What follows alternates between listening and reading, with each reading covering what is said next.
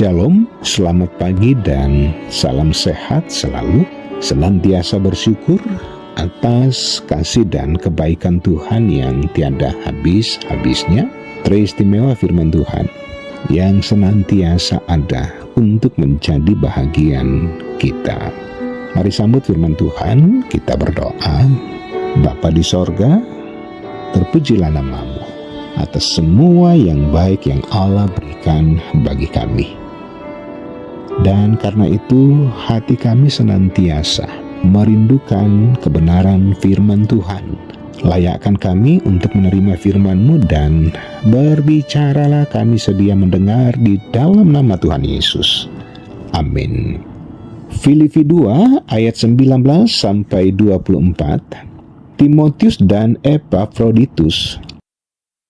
Tetapi dalam Tuhan Yesus kuharap segera mengirimkan Timotius kepadamu, supaya tenang juga hatiku oleh kabar tentang hal ihwalmu. Karena tak ada seorang padaku yang sehati dan sepikir dengan aku dan yang begitu bersungguh-sungguh memperhatikan kepentinganmu. Sebab semuanya mencari kepentingannya sendiri, bukan kepentingan Kristus Yesus. Kamu tahu bahwa kesetiaannya telah teruji dan bahwa ia telah menolong aku dalam pelayanan Injil sama seperti seorang anak menolong bapaknya.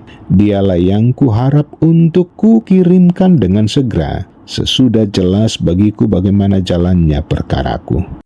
Tetapi dalam Tuhan aku percaya bahwa aku sendiri pun akan segera datang. Amin. Tema rehat di hari ini, dalam Tuhan. Sobat rehat, pastinya kita sedih saat mendengar berita buruk akan orang yang dikasihi.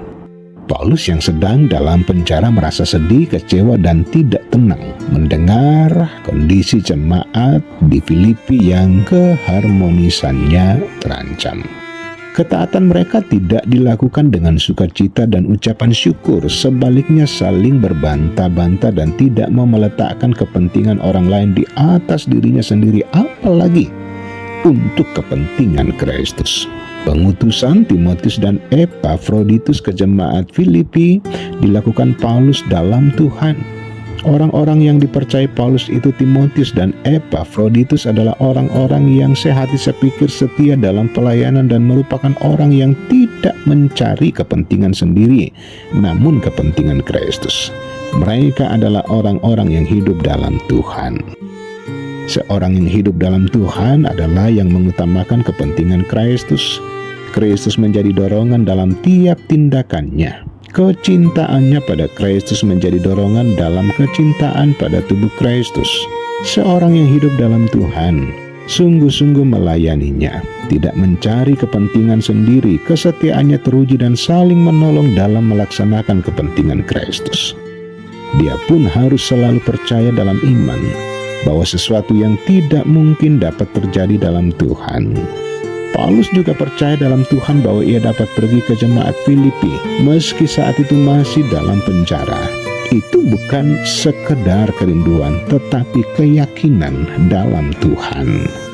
Sobat rehat, segala hal yang ada dalam dunia ini bersumber dari Tuhan. Dia juga yang mengendalikan dan mengatur kehidupan dan makhluk ciptaannya dalam ketetapannya. Itulah mengapa kita yang telah didamaikan dengan Allah harus belajar terus hidup dalam Tuhan, sebab kedamaian sejati lahir dari pengenalan dan pengetahuan bahwa Tuhan memegang kendali atas hidup kita. Dia Allah yang berdaulat. Siapapun yang menyerahkan segalanya ke dalam tangan Tuhan tidak akan pernah dikecewakan, tetapi justru akan melihat tangan Tuhan berkarya dalam segala hal. Amin. Mari bersyukur. Bapa di sorga, tiada hal yang lebih indah selain memberikan tempat bagi Allah berbicara di dalam kehidupan ini. Kami penuh dengan keterbatasan, dan tanpa kasih dan campur tangan Tuhan, hidup kami tiada berarti.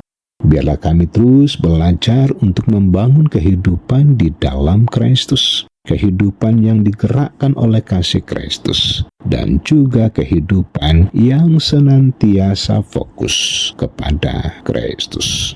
Peliharakan setiap anak-anak Tuhan di hari ini yang bersyukur, yang bergumul, bahkan dalam kondisi sakit ataukah dalam duka cita. Dalam Kristus Yesus ada jawaban yang sempurna. Ampuni segala dosa dan keterbatasan kami. Karena itu terimalah berkat Tuhan. Kasih karunia Tuhan Yesus Kristus menyertai kamu sekalian. Amin. Demikian sapaan firman Tuhan, maju terus di dalam Tuhan.